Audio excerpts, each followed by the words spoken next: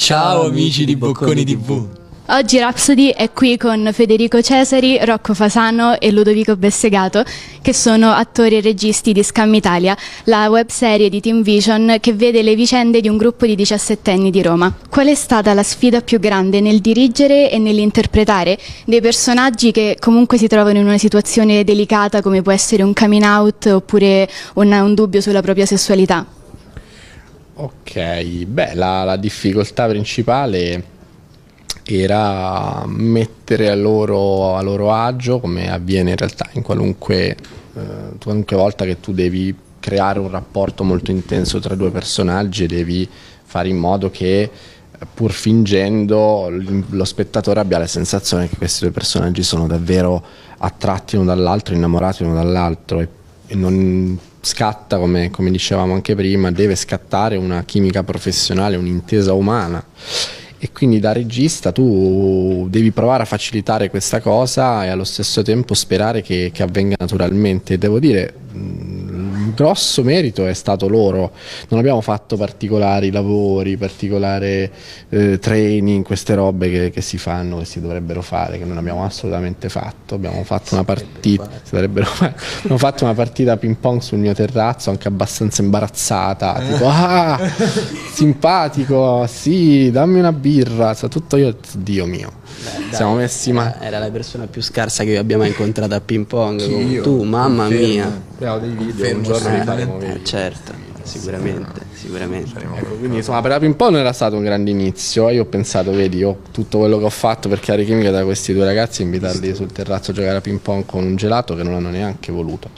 E poi invece forse non so cosa è successo nel backset tra una sigaretta e l'altra, però è il fatto che fanno tutti e due medicina, quindi si è creato un link, insomma, hanno creato loro un'amicizia, un rapporto, una cosa che ha permesso, poi sarete voi a dircelo, io però, che ho visto gli episodi già ovviamente, vi posso dire che c'è qualcosa di fantastico che li unisce.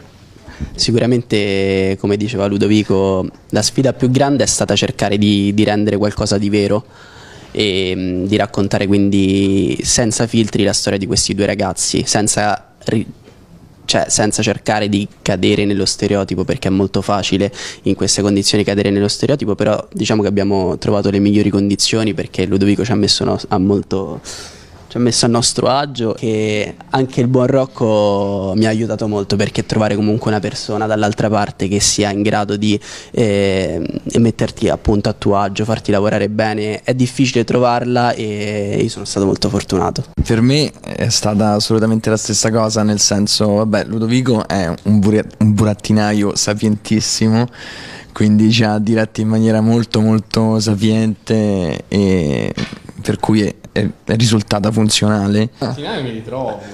Beh, burattinaio, sì, capito? Il regista è un po' un burattinaio, no? Gli attori sono i burattini, il regista deve muovere i fili, deve toccare i fili giusti, sapere quando non toccare certi fili, quando toccarne altri, e lui l'ha fatto in maniera magistrale, penso. Parlando sempre di tematiche LGBT, mi viene in mente che in Italia Scam è una delle prime serie che è appunto prodotta e ambientata in Italia e che affronta questi argomenti.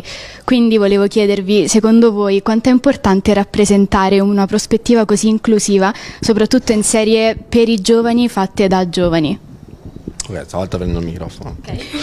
Allora, ma in realtà, se io adesso non ti dicessi che non è vero, un sacco di persone mi si arrabbierebbero, perché Un posto al sole ha fatto vedere la prima volta in Rai un bacio omosessuale, e ci sono tanti altri esempi, quindi in realtà, per fortuna, non è la prima volta che in Italia si racconta un amore omosessuale. Forse è vero che in una serie televisiva è la prima volta che questo è l'argomento principale, non è una sottotrama o uno degli elementi di corredo.